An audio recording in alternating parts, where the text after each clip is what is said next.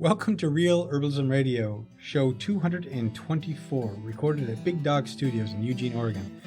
Today's show is made possible by the Herbal Nerd Society. Hey everyone, the Herbs in Action Summit, COVID and beyond, is only 8 days away. Can you believe it?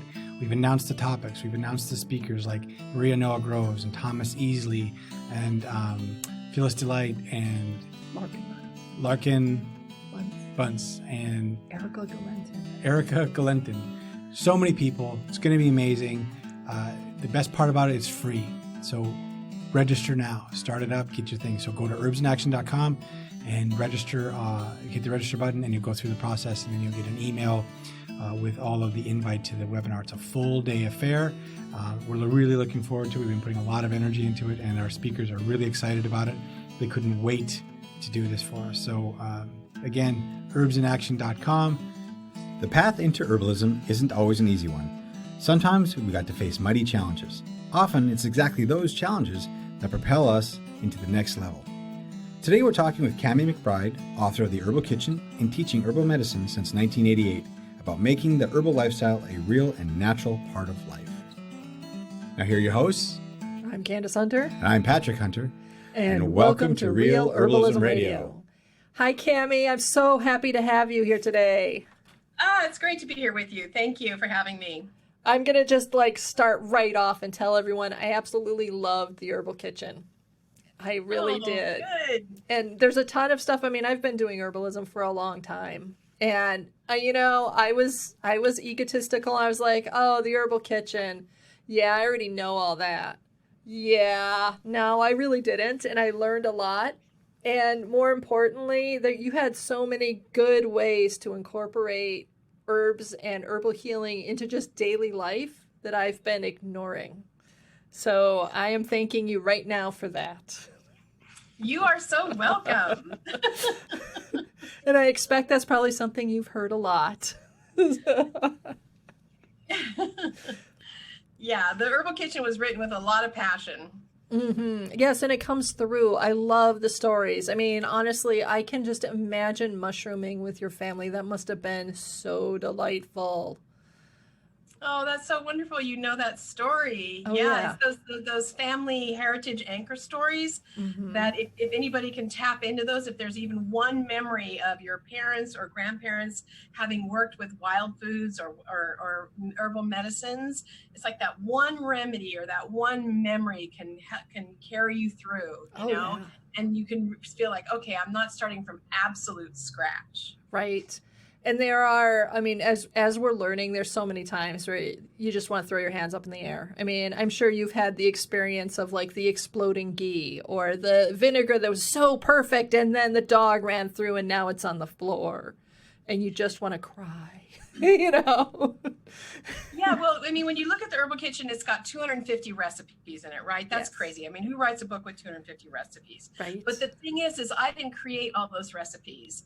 What happened is I had a year-long herbal mentorship program for 21 years where I would have 35 women each year come through. They came through that course, that year-long course for 21 years. And that course was all about talking to the plants, harvesting a medicine, and making medicine together. And so those 250 recipes came out of those years of medicine making in those circles of women. And so when I think of it, there's over 500 women whose hearts and hands and energy and conversations touched all those recipes. So many recipe books, people go, I'm going to write a book, and then they create the recipes for the books. Right. But this book, I don't know, that's why I love this. That's why it's become so timeless, is because I had 15, 20 years to really tweak those recipes. And I had these groups that helped me do it. Yes. And I don't know if you've noticed, but when you make medicine in a group, and we always have, that's really actually our body memory is making medicine together. It goes to a whole other level that you can't even begin to describe. Yeah, the medicine is more powerful. It's more deeply nourishing. I mean, yes, even absolutely. If someone doesn't know, I mean, even as I read the book and as I was reading many of the recipes and trying a few out, there's something that's ephemeral about them that's intangible, but yet it's more solid. There's a richness to so many of them. And I think it comes from the fact that it was a group effort in so many ways for you. Yeah, that's really true. It's like, like people would come to class and like, I don't know anything, I don't know what to do. And then they'd start working in the group and I'd watch their body memory kick in. Yeah. So what they thought they knew was completely different. If they were just trying to think their way through it, they're like, well, what herb's good for this? And da, da, da, da, da, da. And then when they started talking and, grinding together and chopping together, I watched them just start to go, oh, well, let's try this. What about this? And they just started to come up with it out of their body. That's our inheritance. Yes. That's our lineage. We just have to really create the environment to remember it, and let it come through instead of just trying to jam it into our head. Right. There's so many aspects of the way that we live today, the way that we educate today that are very heady. And that's fine. I mean, it's good to have heady information, but it's that bodiness, that rooted, that grounded, that experiential learning that I think really takes everything to the next level. Yeah, I really, I didn't learn that in herb school, but my students taught me that. And I really saw the medicine go to a whole other level. And so I really encourage people to form medicine circles, to find one other person. Don't just put herbal medicine on your to-do list, because that's where it's going to stay. Right. And yeah. I don't only teach herbal medicine. I track trends. Yeah. And one of the trends that's happening right now is this overwhelm, like, oh, I don't, and so many people feel like, oh, I don't know enough. I can't learn enough. I can't remember it. And it's like, there are hundreds of thousands of people in the United States right now onboarding into the herbal world, right? I mean, there are. Yeah. It's incredible. But it's like the number one thing that I'm hearing now, which, 30 years ago it was fear, but now it's like, oh, it's so overwhelming. Well, herbalism is not, herbalism is a generational art. It's not something you learn in one lifetime. And so I'm just encouraging people to slow down, form your medicine circle, even if it's like 1 or 2 or 3 people, and even if you just digest a few things deeply, you will feel so much more like relaxed and comfortable instead of like, oh, I gotta know it all, Yeah. Oh, that is so true. And it's in the slowing down that you can get through the challenges more easily too. I mean, slowing down, having the community, or having those memories. You had the memories from your childhood. You spent your childhood in nature.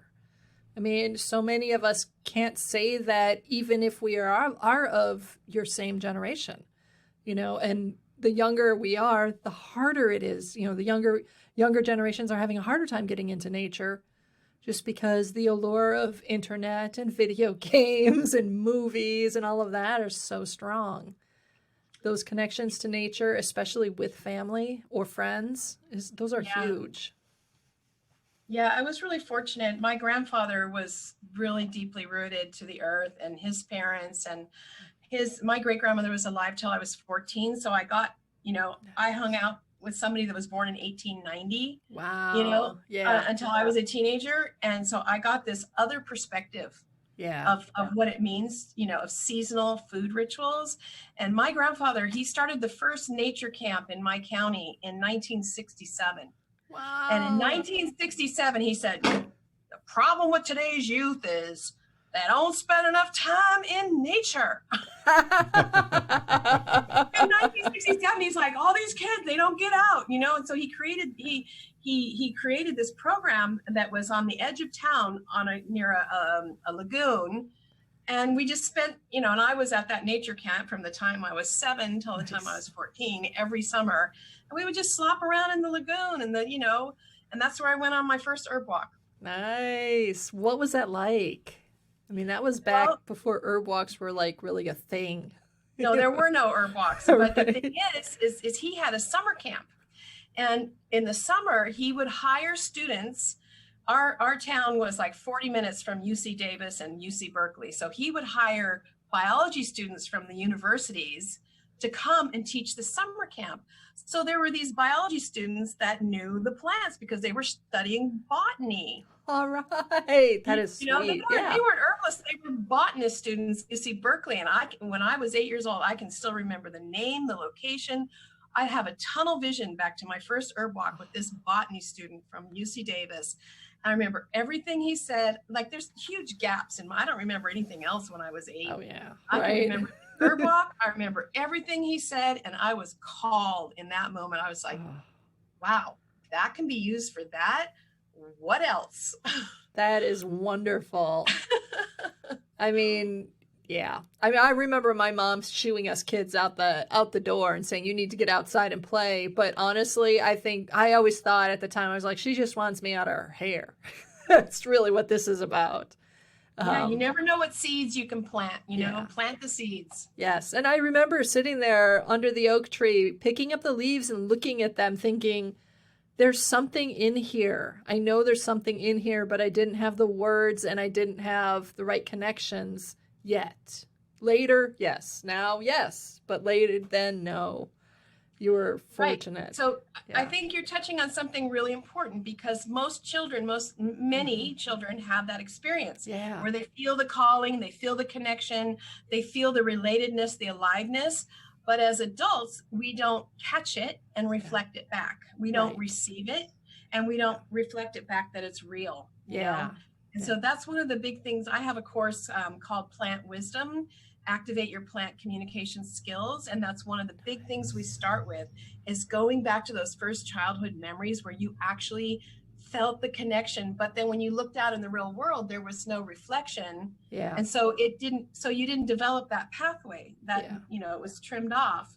And then you had to develop it later. But so for us now, it's really our responsibility that when the child comes like this with the acorn and the oak leaf, to really catch and reflect that, you're related. It's alive. Yeah. That's our job right now. Yeah, I love that. I think that is really, really important to the healing of our planet, to be honest. I mean, I think we need that. And that is something that's really doable. Trying to stop polar ice caps from melting is overwhelming. Honestly, I can't even wrap my head around it. Trying to stop like the fires in your area. I can't wrap my head around how to not let that happen. But connecting with a young person or a not so young person who's just, seeing that acorn, like you said, for the first time that way, that I can do. That I can do. Yeah, because it's really about raising up this next generation so that they're related and connected and know how to take care of the earth and take care of themselves using plants in a good way. Yeah. And, I wasn't raised like that. I wasn't, and so here we are. We're supposed to think with 7 generations in mind. Well, if you're not raised like that, how are you going to do that? Right. Where does it start? Yeah. It's just a concept, and so we have to create these. And so, I focus a lot on that when I help people activate their plant communication. It's like really, we've so many of us come. Not everybody, some people are lucky, but many of my students, there's been just a massive cultural disruption, right? Yeah. Where we had to assimilate, and we lost our traditional food, we lost our medicines, and we're 2 or 3 generations out from that. And now we're victim to the pharmaceutical companies. We're vulnerable to whatever the pharmaceutical company campaign is. And because it's scary when you don't know how to make your child feel better. It's scary when your family gets sick. And then if you don't have that generational backup of really knowing that plants work, it's hard. I empathize with all these moms. It's like, wow, do I listen to the doctor? Or do I take a, so we've got to really rebuild our home herbalism skills to, like you said, it's so hard to think of just like the overwhelming job that needs to be done, right? But we really can transform the culture from just what we do in our own kitchen and how we perceive nature within our family. Yeah. Yeah. Well, it's really, about taking your power back, because we've given, as a society, we've given the power to our doctors and pharmaceutical companies, and we never question. We give them this idea that they're always right. And they have complete control over all of that now. So if you're not willing to take your power back into what you want to do, we're going to continue with that cycle. And I know your grandfather would probably not give anybody power over his choices at all. But then again, we have like our parents, my parents, which they give complete control to all of the allopathic medicines. And partly, I think we're talking about generations. My parents decided that, preserving food, gardening, all of the homesteading skill set was what, and just the poor people do that. Yeah. Then it became more of class, and I want to buy canned foods and frozen foods, and I want to provide for my family that kind of convenience. I don't want to spend my whole afternoon canning like I did when I was a kid. Yeah. So it just generationally it changes. But plus the women went to work. Right. Yeah. They had to take care of their families. Then they had to also take care of the schools and their kids and the food. Like the women went to work. My mom went to work. Yeah. She didn't have time to do any of that. Yeah. She was working. Well, right. And I think Candace's dad had said this one time. He said that, if you will, women's rights, they got the right to work, but men didn't give up anything else. So men still did what they were going to do. And then women, oh, yeah, sure, you can work, but make sure to do all those other things too. So you can have 2 full-time jobs. Right? Yeah, women got the right to work a lot more all the way around. Yeah, Right. exactly. So so his thought was, and I agree with him, is like, well, men need to pull their butts out of their heads out of their butts and take this over. And I think now, like in my age group, a lot of men do. I mean, we're taking care of the kids. We're cooking. In many cases, our wives are making more than we are. Making more money. Yeah. So they're become the primary breadwinner. We're the support side.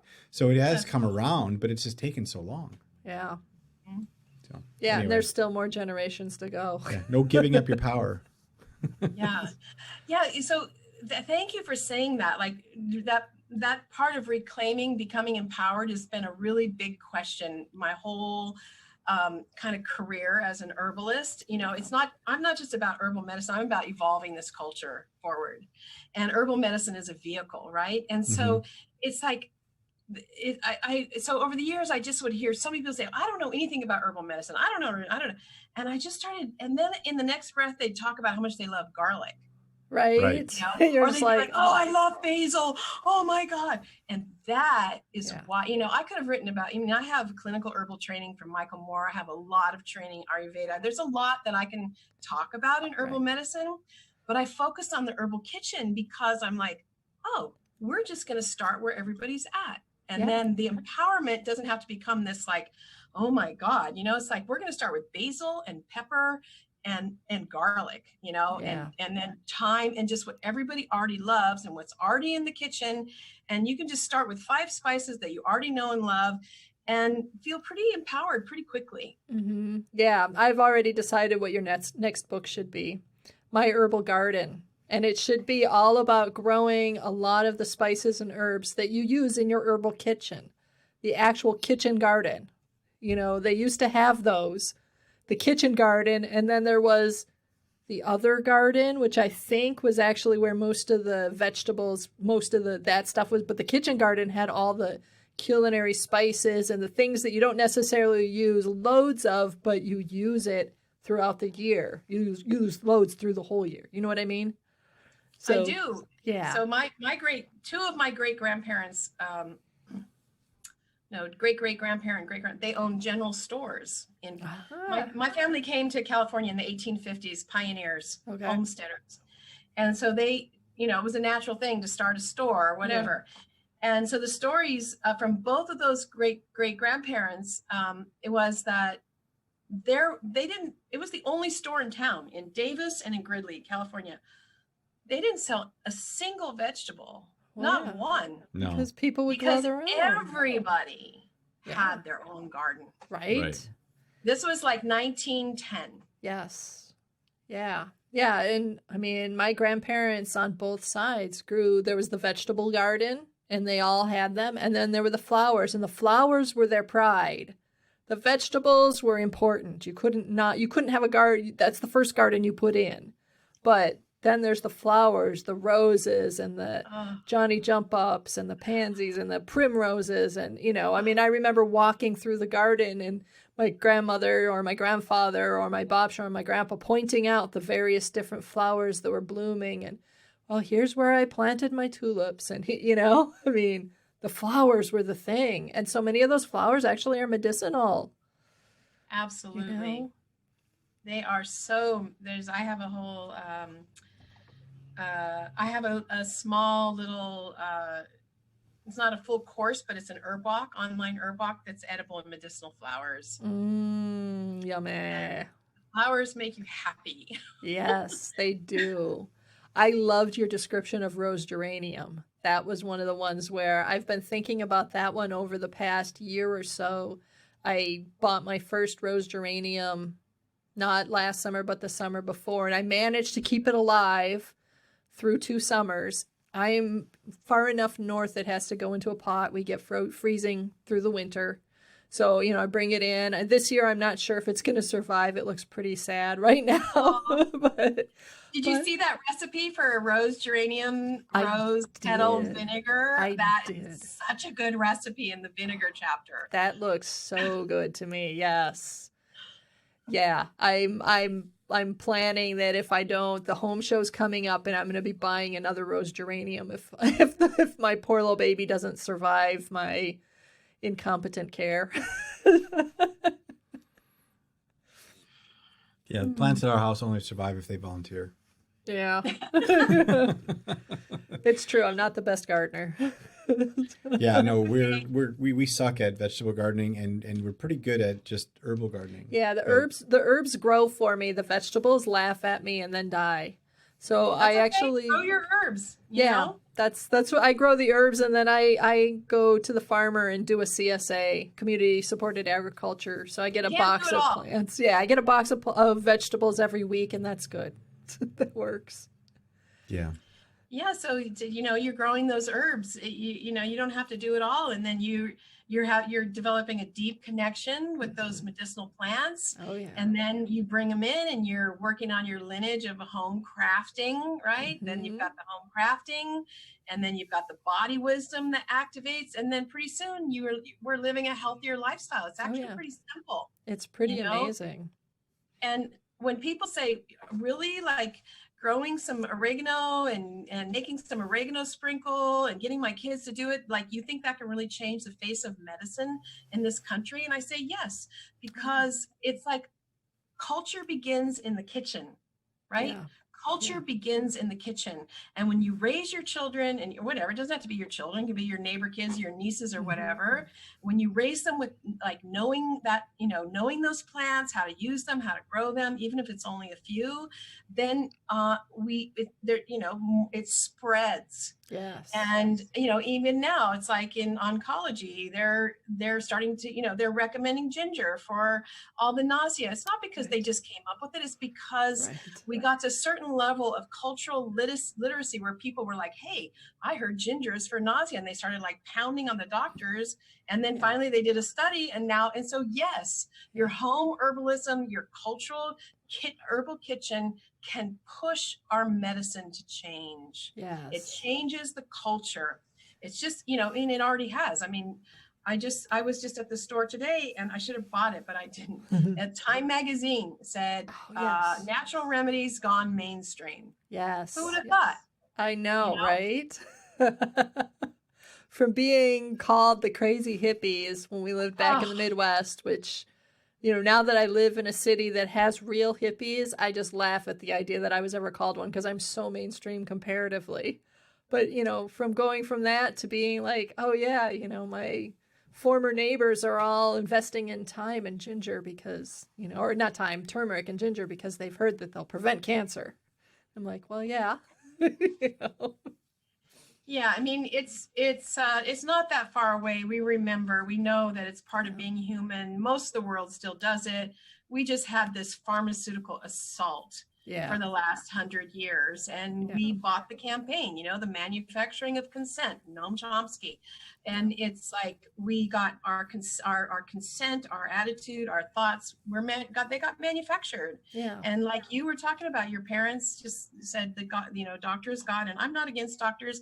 I want comprehensive healthcare, access to it all. Yeah. When someone I love has cancer, I want them to have access to it all. And that's what this is about. Yeah. Yeah. And it starts in the home. It starts with our literacy, that like you're talking about, the herbal garden. Well, it was through modern medicine that you got your wake up call, wasn't it? Yes, it was. When I was, I never even heard the word, even when I went on that herb walk, it wasn't an herb walk. Right. It was a plant ID, whatever, Yeah. And so I had never heard any of that. And I had a tumor on my brain. I had brain surgery at 19. Oh, God. And, 19, you're kind of just like, woo, la-di-da, right? Yeah, Well, indestructible too. Whoa, Yeah. not so my much. life got really serious really quick. Yeah. And when I came out of that surgery, it turned out the tumor was benign, thank God. Thank goodness. Yeah. But you don't know it going in, Oh, you know. Yeah. And when I met with the doctor, he told me that that surgery that he did was the result of taking a medication. He said, your doctor's not going to tell you, nobody's going to tell you, but your surgeon is who knows what problems drugs are caused by. Yeah. And I talked to, and turns out I talked to many other people that had that same surgery, that were on the same drug.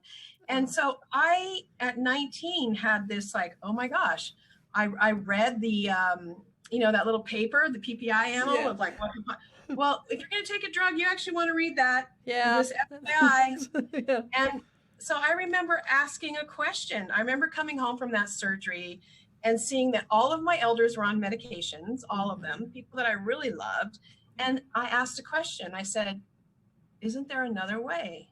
Yeah. Isn't there another way we can take care of ourselves? I asked that question at 19 years old. Right. And then I just started to find these breadcrumbs toward herbal medicine, even though they were few and far in between. Let me tell you, I had to like revolt against my parents.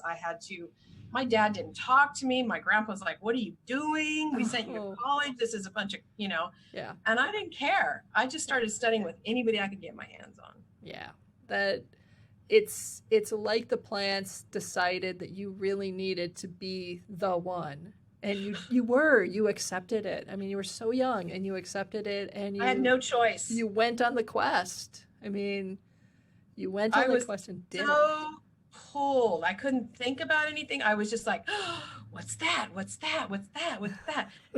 I finally somehow I found my way to the California School of Herbal Studies. It was like going to Avalon in those days. And when I got there, and I had spent 2 hours with Rosemary Gladstar, 2 hours, I was more engaged and alive in those 2 hours than I had just spent 5 years in college. Right. Yeah. I was just like, wow, this is, I don't even know what this is, but this is obviously where I belong. So I'm just going to carry your bags home, Rosemary, back to your, and roll. Well, I mean, it really sounds like, you found your passion, and good for you. How many people don't follow it and they get the college degree and then they become the accountant and then they're miserable. Yeah. And you didn't do that. And we have a young son that's at the cusp of graduating high school, and both Candace and I were never as unfocused and undirected as our son is. Yeah. And because he doesn't know where he's going to land, but all I can do is foster where he wants to go. So I'm hoping he finds the same thing that you found, where 2 hours just blew past you and changed everything, Yeah. So I hope so too. My prayer and my wish is for him to find that also. And I think there's so many messages right now and so many confusing messages that it's hard to find, I mean, we had like 3 stations back then, right? Right. 3 teams. And now it's like it's hard to find yourself when there's so many messages, right? Yeah. Yeah. I mean, on one hand, the world really is open, but on the other hand, it's utterly overwhelming. So how do you pick your direction at that age? You know, most of us, when we're 17, 18, 19, we don't really know who we are yet. We don't really know what we want, you know? No. And I was one of the ones that followed the path. I did what they said. I went to college. I got my job. I did the career. And I wasn't really very happy as a person doing those things. I'm sure they gave me lots of great skills. And now I can say, oh, yeah, you know, it's probably good I did that. But I'm really glad I don't have to do that anymore. You know? It took me a long time to find my path. And I'm hoping that more young people today are able to find their path, and it doesn't have to look like what their parents' path did look like, you know? Mm-hmm. Yeah. Well, yeah. And look at how many people are getting into herbalism. I know. I love seeing that. I love seeing all the people, young and old. Right? Yeah. Yeah. There's an awakening. There's a mass awakening. That's what I feel like. Yeah. I definitely agree, and I think your book is perfectly timed for that. Perfectly.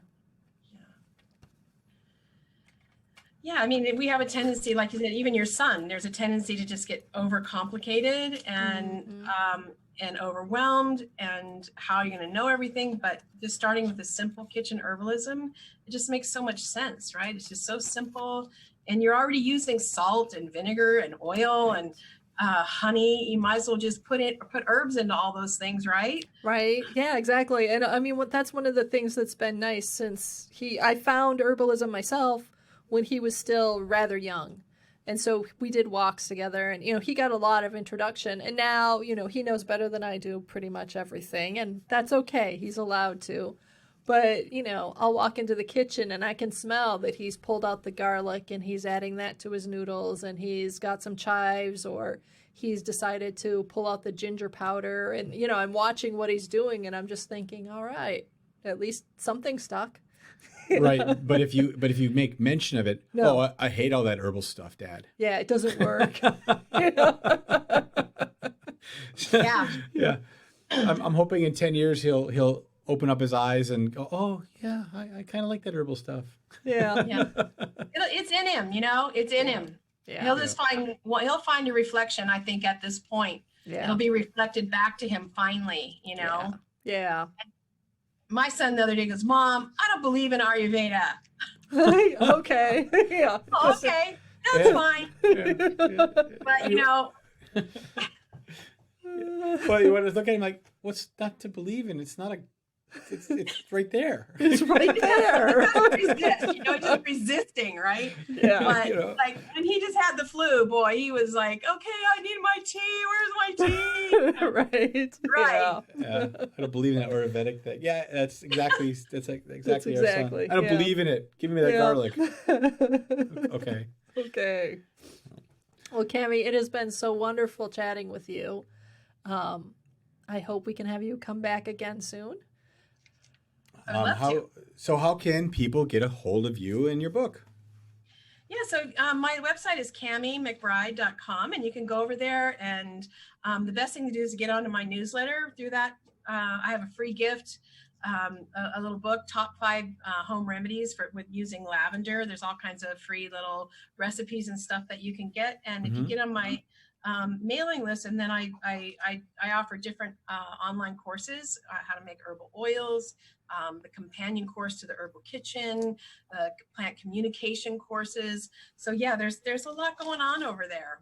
Okay. Yeah, and we will make sure that we have links in the show notes too, so folks can click easy. And from there, they can find you on all the socials, your Facebook, your Instas, your YouTubes, Instagram, Facebook. Yep. Okay, great. All right. Well, with that, Candace, I guess it's time to put an herb on it. Hi, this is Candace Hunter of Real Herbalism Radio and The Practical Herbalist. We recently picked up a new sponsor. Tony DiMaggio at Sacred Blossom Farms over in Wisconsin said that he would love to sponsor our show. I tell you, his teas are some of the most amazing, beautiful teas I have ever seen or tasted. He grows all the herbs right there on his farm. He uses polyculture techniques and biologically active soils. Gosh, my words are just not. I've drank too much of the angel tea is what I've done. That is it's a soothing, relaxing tea. It's got wonderful herbs like calendula and milky oats, fennel, lemon balm. And, honestly, the rosebuds and rose petals are maybe my favorite. It's amazing how beautiful this is. Anyway, they are our sponsors, and if you would like to enjoy a 15% off discount with them, you can go over to his site, sacredblossomfarm.com, and use the coupon code REALHERB15. That's all caps, REALHERB15. You'll get 15% off, and as a part of the sponsorship, he'll give us a little bit of the sale to say thank you. The statements made about herbs and products on this podcast have not been evaluated by the United States Food and Drug Administration, FDA, and are not intended to diagnose, treat, cure, or prevent disease. All information provided on this podcast or any affiliated websites is for informational purposes only and is not intended as a substitute for advice from your physician or other healthcare professional. You should not use the information on this podcast and its affiliated websites for a diagnosis or treatment of any health problem. Always consult with a healthcare professional before starting any new vitamins, supplements, diet, or exercise program before taking any medication, or if you have or suspect you might have a health problem. Any testimonials, questions, or case studies are based on individual results and do not constitute a guarantee that you will achieve the same results.